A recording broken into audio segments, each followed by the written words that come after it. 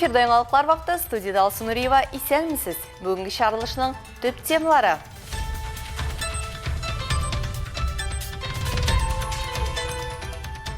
Чиста мирас.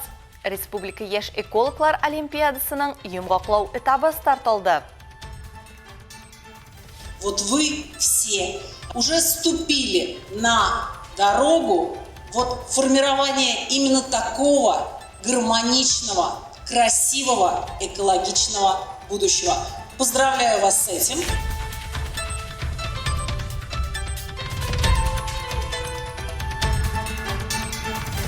Утызыш балаға шатлык хисе бүләк итте. Инициатив проектлар кысаларында Альметрика фәнни танып білу үзәгендә экскурсия узды. Алар бүтін әйбірні күрәсілері, білесілері келе. Біздің Алиночка, біздің оқушыбыз, біздің мәктәп шығарылыш оқушысы аларға алгыл қонаққа келе.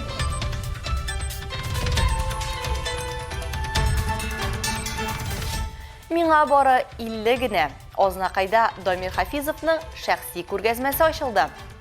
Миңа нәушадан, бірінші выставкасында кәтектә отырған тауыклар миңа нәушадан. Шуннан соң ул күп кенә үсеш күрсәтте.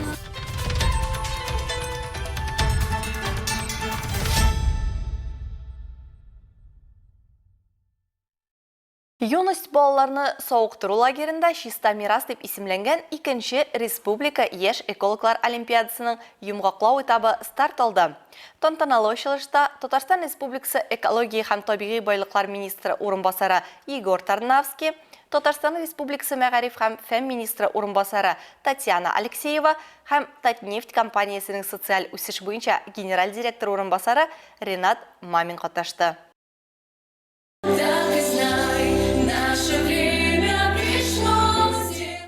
Экология олимпиадасы мәктәп укучылары өчен ил масштабында уздырыла торган иң масса күләм чараларының берсе. Монда онлайн этап биремнәре буенча иң яхшы нәтиҗәләргә ирешкән 160 катнашучы үтә. Барлыгы оештыручылар 3500 гариза ала. Җыелганнарны сәламләп Татарстан Республикасы экология министры урынбасары Егор Тарнавский Олимпиада 2нче елда ук бөтен Россия дәрәҗәсенә чыкты дип ассызыклады. Читтән торып уку этабында Чуваш Республикасы, Мәскәү, Самара һәм Чиләбе өлкәләреннән укучылар катнаша.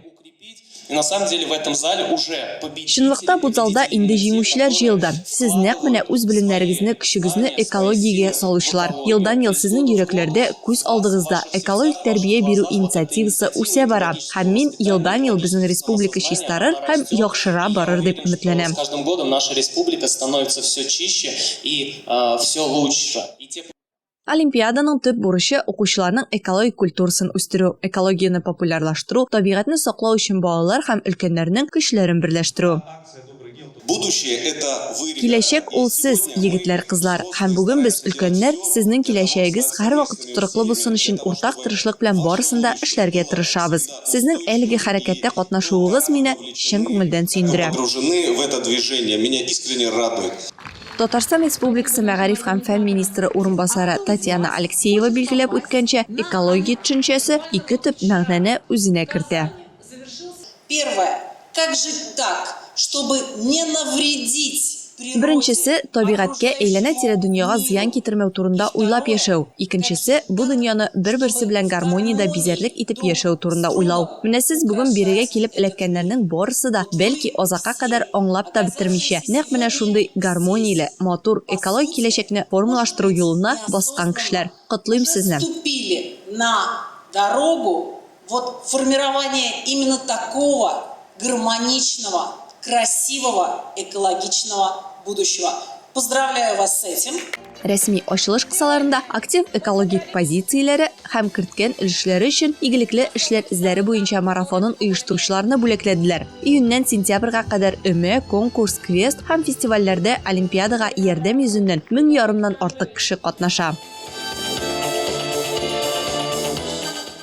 Виолетта Егорова Олимпиадада 2нче ел рәттән катнаша. Экология гаиләдә башлана дип саный ул. Нәкъ менә әтиән исә аны табигатькә сакчыл карарга өйрәтә. Я живу около речки. Мин елга буенда яшим. Минем яшелчә бакчам елга буена чыга. Без һәрвакыт яз көне гаиләм белән елга ярын җыештырырга йөрибез. Чөнки безгә туристлар күп килә. Алар күп нәрсәне ташлый. Без буларның барысын да җыештырырга йөрибез. Мы это все убирать ходим. Мурат Эгамбердиев чүп-чарны сортларга аеру турында күп белә. Тирә-юньдәгеләргә дә моның ни өчен мөһим икәнен аңлатырга тырыша. 7нче сыйныфта экология турында уйлана башлавын билгеләп үтә. Началось она, когда я, получается, начал ходить в биологический... Табигать турында кайгырту мин биология үзәгенә йөри башлагач башланды. Бу 7нче сыйныфта иде. Ул вакытта мин чүп-чарны сортларга аеру турында белдем. Аны бакка ташларга гына кирәкми, ә эшкәртергә тырышырга һәм һәр төрне аерым сортларга аерырга кирәк икәнлеген. Чара спикерлар һәм катнашучылар арасында диалог форматында дәвам итте. Мәктәп укучылары өчен тагын нинди экологик чаралар планлаштырыла? Марафон үткәрү идеясе ничек барлыкка килә? Һәм әти-әниләрне экологик тәрбиягә тартуның нәтиҗәле ысуллары? Бу һәм башка мәсьәләләр яшь экологларны кызыксындырды. Планирует ли компания «Татнефть» построить биолаборатории где-нибудь еще в других школах или одну на весь город? Потому что вот не все школьники, которые заинтересованы, могут принимать участие в этом. Традиционно мы стараемся по 1-2 школы в год биологические лаборатории при школах открывать. Если вы из Альметьевска, то я думаю, тут проблем нет. У нас в Альметьевске 4, по-моему, подводят вновь вводимые 4 биологические лаборатории. Экология милли проекты максатларына ярдәм йөзеннән яшь экологлар олимпиадасын Татнефть компаниясе, Татарстан экология һәм табигый ресурслар министрлыгы һәм мәгариф һәм фән министрлыгы оештыра. Интеллектуаль ярышта 5-9 сыйныф укучылары катнаша. Яшь экологлар олимпиадасы 2 ноябрьгә кадәр дәвам итәчәк. Алда катнашучыларны танып белү һәм күңел ачу чаралары көтә. Алсун Риева, Олия Бейрамалова, Яңалыклар вакыты, Луч Әлмәт телекомпаниясе. Әлмәт интернат мәктәбенең 33 баласына Алина Җиһангирова шатлык һәм тылсым хисе белән итте. Татнефть компаниясенең инициатив проектлары кысаларында ул Альметрика фәнни танып белү үзәгенә экскурсия һәм остахана оештырды. Смотрите, здесь у нас 1 миллион шариков. Миллион? Целый миллион даже шариков. Укучыларны химия һәм физика дөньясы белән таныштыру идеясе Алина Җиһангировада очраклыгына барлыкка килми. Ул үзе Әлмәт интернат мәктәбендә тәрбияләнә һәм бу балалар тормышында мондый вакыйгаларның никадәр мөһим һәм кирәкле булуын белә. Основная цель это была социализация детей все-таки, да. Төп максат мөмкинлекләре чикләнгән балаларны социальләштерү иде. Чөнки менә шундый чараларга чыкканда алар дөньяга чыга, үзләрен тәкъдим итәргә, аралашырга, хис кичерешләрне белдерергә өйрәнә. Башка шәһәрләрдән балалар йортларыннан килгән күп кенә балалар 5 көн укыйлар һәм шул ук мәктәптә йоклыйлар һәм кызганычка каршы шушындый чараларны күрмиләр. Из других городов, из детских домов, и они учатся вот 5 дней. Ночуют же в этой же школе, да, и они не видят ничего подобного. Мауктыргыч фәнни танытып белү экскурсия вакытында балалар яңа мәгълүматны тыңлап кына калмадылар. Мөстәкыйль рәвештә экспериментлар да үткәрә алдым.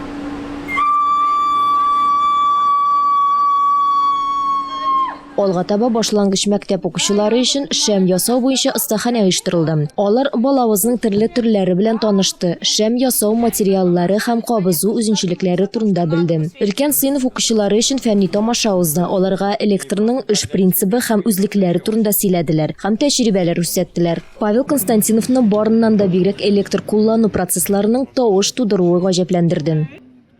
Во-первых, я побольше познакомился с электричеством. Беренчедән мин электр белән күбрәк таныштым. Аның кайдан алынуын һәм аның ничек эшләвен белдем. Икенчедән мин моны гамәлдә күрдем. Бу чынлыкта да бик кызык. Өченчедән музыкант буларак миңа электрны синтезлап тавышка әйләнүе мине таң калдырды. Бу чара минем өчен бик кызыклы һәм мавыктыргыч булды. Очень интересно и захватывающе. Экскурсия әйләнә-тирә дөньяны яхшырак аңларга ярдәм итте дип билгеләп үтә Арина Маулетова. Аңа барыннан да бигрәк водород ракетасы белән эксперимент ошаган.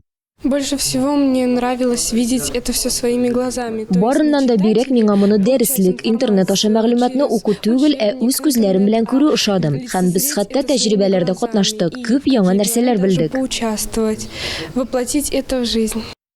Мәктәп укучыларын экскурсияләргә озата барган интернат мәктәп педагоглары да мондый очрашуларның мөһимлеген искәртеп үтте. Чөнки бу укучылар өчен социальләштерү өчен яхшы мөмкинлек. Мондый чаралар әлбәттә бик кирәк безнең балаларга.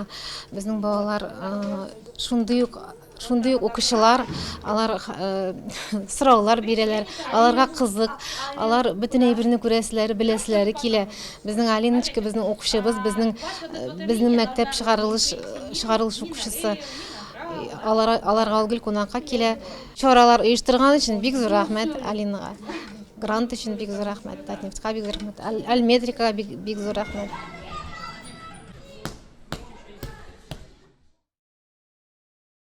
Әлмәт халкы агач белән эшләү нигезләрен үзләштерә алды.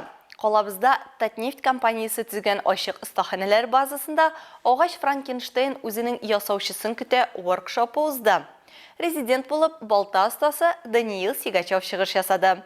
Агачтан шедеврлар ничек ясала һәм нәтиҗәдә катнашучыларның нәрсә килеп чыгуын безнең төшерү төркеме белеп кайтты.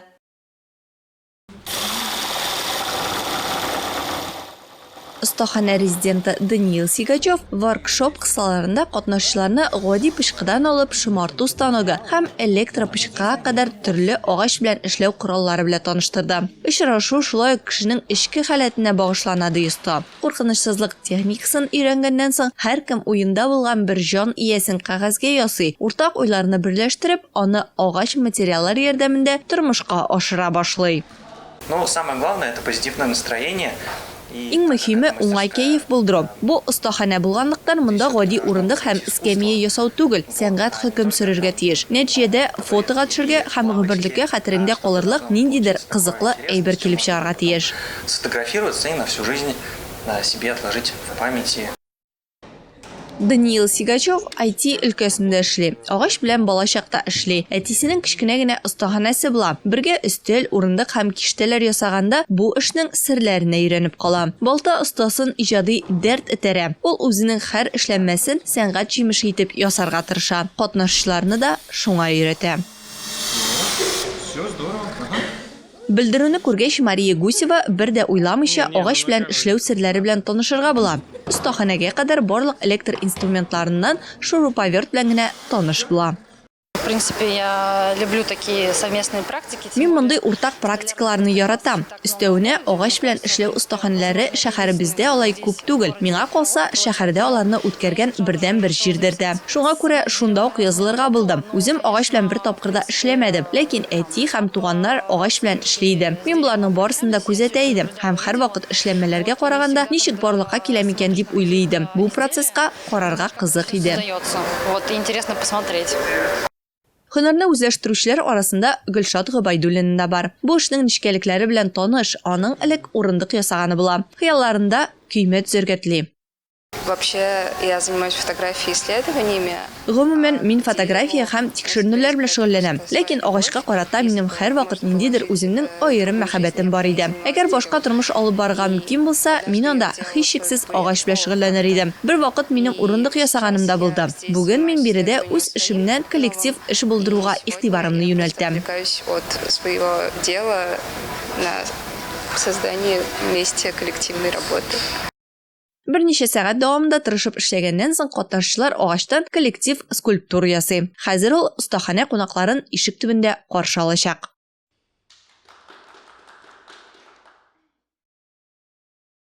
Ознакай төбәкне өйрәнү музеенда Татарстан Республикасы рәссамнар берлеге әгъзасы Дамир Хафизовның шәхси күргәзмәсе ачылды. Бәйрәм тантанасы рәссамның 50 яшьлек юбилее уңаеннан оештырылып, бәйрәм залына район җитәкчелеге, Дамир Хафизовның хезмәттәшләре, якыннары, дуслары, рәсем сәнгатен сөюче ознакайлылар җыйналды.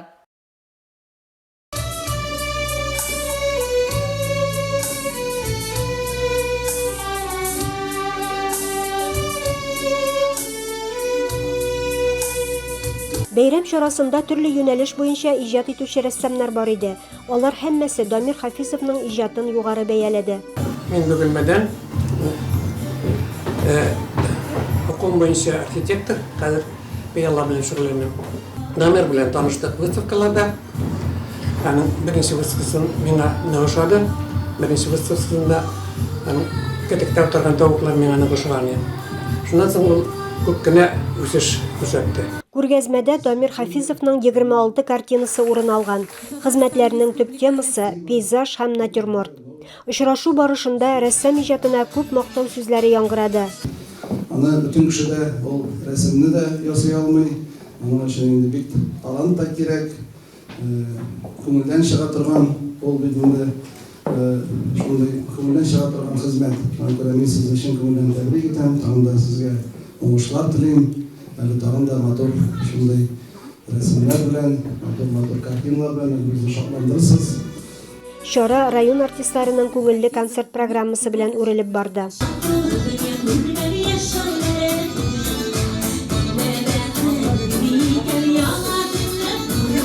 Илмира Шәрифуллина, Рөстәм Әкбаров, яңалыклар вакыты, Луч, Әлмәт телекомпаниясе.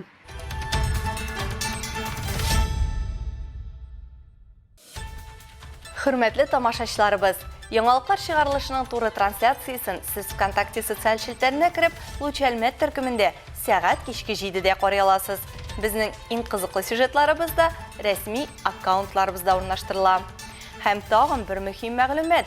Хәзер сез үзегездә яңалыклар, актуаль вакыйгалар һәм проблемалар белән уртаклаша аласыз. Моның өчен экраннарда сылтама буенча күчәргә мөмкин. Әгәр дә сезнең яңалык безнең чыгарылышларда кулланылса, сез гарантияле бүлеккә лаек булачаксыз.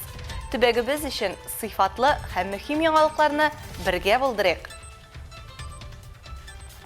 Бүгенге чыгарылышта шулар иде. Мин Алсу Нуриева һәм монтаж операторы Динара Сытинская сезнең белән саулашабыз. Исән сау булыгыз.